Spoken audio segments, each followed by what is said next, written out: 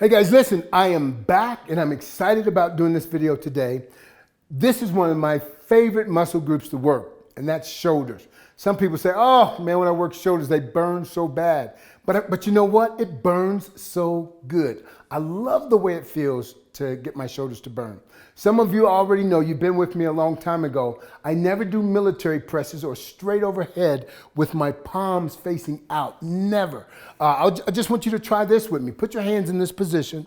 Now push your elbows back. Now keep the elbows back and push straight over your head. You feel that resistance against the joint? Think about the chicken that you eat.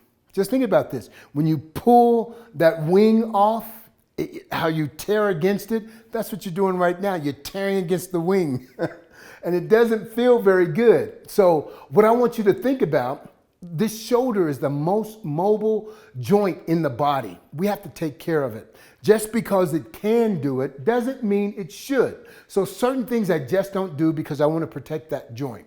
Now, when we're working the shoulders, one of the things that we hardly ever do, if we use the dumbbells, we hardly ever get a full stretch. So I'm going to show you some cable exercises with the shoulders. I'm going to do 3 different videos on shoulders and how to do the shoulders to make them grow. Now, with dumbbells, if you're standing in this position, hands down, you're pulling the weights up. And as you pull the weights up, you notice you never really get a full stretch because this is neutral.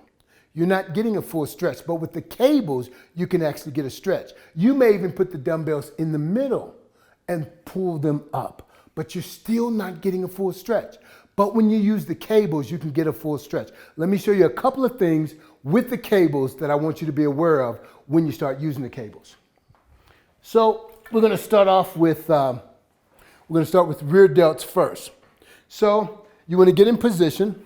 So you're gonna lean over in this position, and you're gonna pull the weight, the resistance, all the way up to a full range of motion, right?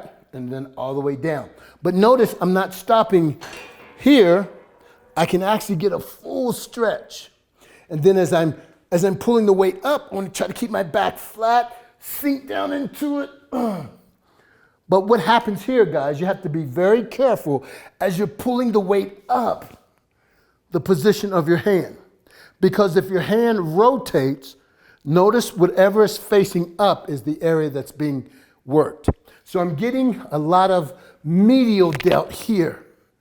A lot of medial delt here. And the more my hand turns this way, the more I move towards the anterior delt. But the more I stay over this direction, I'm hitting the rear delt. So one of the things I can do is I can change the handle to this position. Now, instead of doing this, turning my hand so that the delt position changes, I can keep my hand here. So, a little bit harder. Let me tell you why it's a little harder, guys. Because now I'm isolating that very tiny muscle group, that rear delt. And there's a difference. I noticed that in competition, not only competing myself, but in judging. When that person, when they turned to the side and they had their rear delt sticking out, it made their whole body look so much different. But when that rear delt doesn't protrude in the back and it's just kind of round, it takes away from their whole physique. So I noticed that when I judged other competitors, I have to build my rear delts because that guy, even though the other guy has him beat here, here, and here, those rear delts make a huge difference. So I started working on my rear delts, building those rear delts. They really give you that third dimensional look to your body. So really work on those rear delts. Make sure you're isolating the rear delts. Now, the medial delt, pretty much the same thing. Again, when you're standing there, you want to make sure you're able to get a full stretch. Now, if I pull and my elbow is lower than my wrist and my hand ends up like this, whatever's facing the ceiling is what's really being worked. So as you can see, my anterior delt is facing the ceiling. So I want to keep my palm down and I want to keep the elbow, wrist, and shoulder even right there. So now I'm hitting that medial delt. The other thing I want you to be cautious of is the moment you pull your elbow back,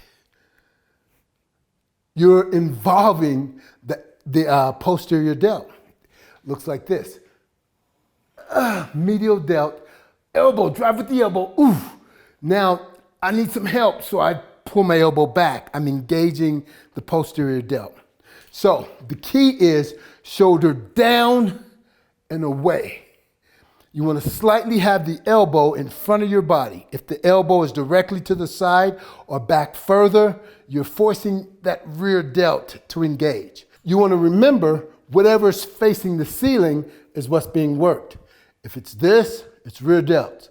If it's this, medial delt. If it's this, it's your anterior delt.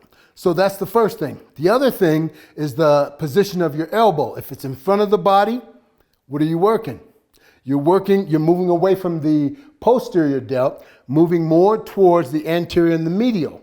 So you want to be careful of the position of your arm. It's going to determine which part of the shoulder you're working. You want to make sure also that you're getting a full stretch. It's going to give you better development. So with that being said, guys, we've got another video coming towards you about the shoulders. You're going to love it, so make sure you watch the next video. God bless you till next time.